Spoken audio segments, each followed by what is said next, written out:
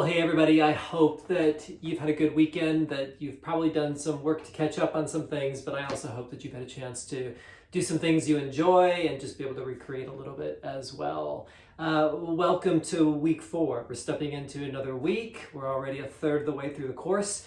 And we take a turn away from our net now into another great text that I'm really excited for you to read by Sharon Dallas Parks called Big Questions and Worthy Dreams. This is a different sort of way of writing compared to our net. So this will be give you a chance to not only think about some different concepts, but also even some different ways about writing. In this first section, Dallas Parks is going to unpack some really interesting concepts that are going to really prove helpful to us really moving forward. It's just this idea of faith development, this idea of faithing, this idea of what happens to the ways that people construct and think about their faith journeys as they are in the emerging adult years. I think there's some important things for you to unpack here. They're going to help you really understand maybe what's going on as we start to think about faith and doubt and how that all works together. So I hope you really enjoy her reading, and it's going to just be great. I also wanted to let you know that Sarah and I have completed reading your reaction papers. Thank you so much for those of you that did them. We really enjoyed reading your writing, and it's just a great chance for us to see what's interesting to you and how you're tracking with that. So I'll be posting that and you'll be able to look at this. We've been pretty generous with the scoring this first time, just because we want everyone to feel a sense of accomplishment, because it's a big deal to kind of write that first reaction paper. But we've also been pretty thoughtful in our comments to you. So just really trying to help you think about how do you write good reaction papers. So maybe there's just 3 things that for everybody it's just good for me to remind you of. First of all, remember that really in that opening paragraph, you really want to state your thesis. What are you really going to address and talk about in this paper?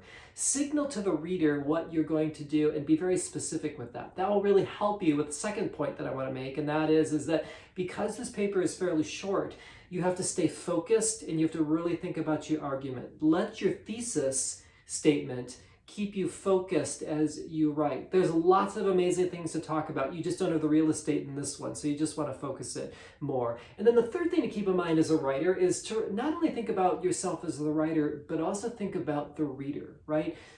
What does the reader need to hear or understand as you make your argument? What assumptions are you making in your head that you actually have to write down or speak out or reference so that the reader kind of can track and know where you're going? Sometimes I think in our heads we make some giant leaps because we know what we're thinking in our head, but the reader doesn't know that. And then what happens is that if there are gaps between our main points and our arguments, the reader will begin to fill that gap with whatever is not there if we don't help them with that. So part of the job of a writer is to guide the reader through the argument so that they can understand what you're saying, and then that way your best ideas begin to rise to the surface. So anyway, keep those things in mind.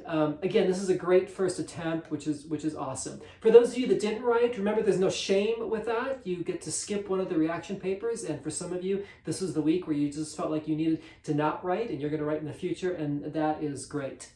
You'll notice that when you don't write a reaction paper, we'll score a 0 in that space. That is not punitive. That's not that you did badly. It's the only way that the analytics can know that you've actually done the assignment. So then when the analytics see the 0, they will drop that when we do the final calculation. So don't fret about that whatsoever. If there's anything we can do, certainly reach out to us. We certainly want to help you sort of navigate things as you're moving forward.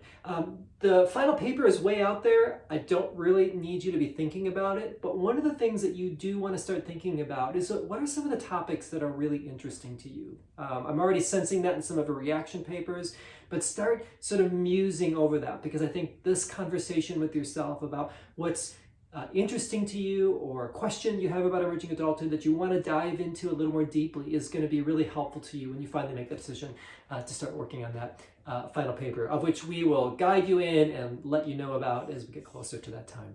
So until then, I hope that you have a great week exploring this the content for this week. I hope for those of you that can make session with Steve. Again, it's going to be on Thursday 5 p.m. Pacific time. We'll do our best to record that if you can't make it, but there is something quite remarkable about those of us that are sort of on the line together and we engage with each other, and I've thoroughly enjoyed the interactions that I've had with you. So have a great week.